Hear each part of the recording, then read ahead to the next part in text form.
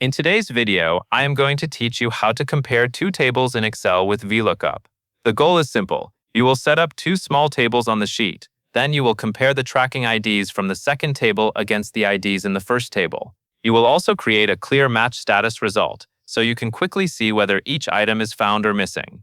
To begin, look at your worksheet and decide where you want your comparison to start. In this example, you will place the first table information starting near the left side and the second table IDs starting a little to the right.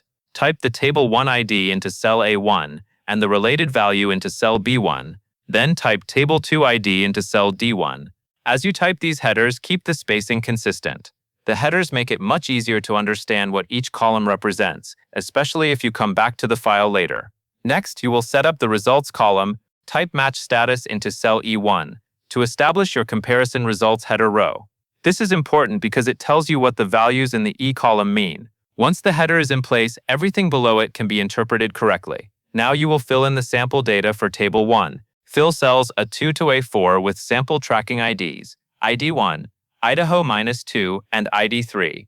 Then fill cells B2 to B4 with the corresponding sales values, 500, 750, and 300. As you enter these rows, make sure each ID lines up with the correct value in the same row. Vlookup will rely on that alignment to find matches accurately. After Table 1 is ready, you will enter Table 2 values that you want to compare. Fill cells D2 to D4 with target tracking IDs, ID1, Idaho-4, and ID3.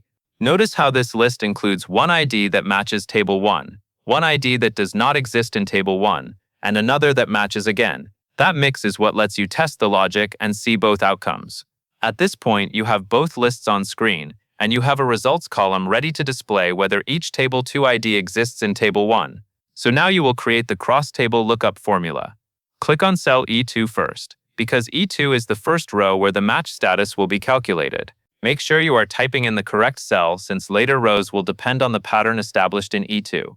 With E2 selected, you will type the formula exactly. Type the formula leads if ISNA Vlookup D2 ADAR2 A4 1 false missing found into cell E2. Take a moment to understand what each part is doing, so the result makes sense when you press enter.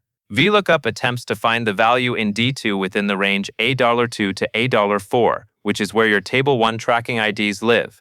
The 1 indicates you want the first column of that range returned, and falso means you want an exact match, not a partial one. Then, ISNA checks for the specific case where Vlookup does not find a match.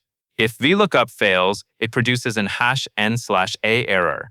ISNA catches that error as a true or false condition. Finally, the IF statement turns that logic into a clear label.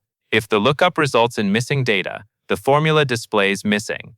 If the ID is found, the formula displays found. This is why your results will be easy to read. Now press the Enter key to discover if the data row item exists across lists. After you press Enter, cell E2 should show either missing or found based on whether the ID in D2 appears anywhere in the Table 1 ID range. This is the key moment where Excel confirms the presence or absence of each tracking ID. Once you see the correct output in E2, you have completed the main comparison logic. You can then use the same approach for the remaining rows, but the core formula and understanding are already in place right here. That covers everything you need to know.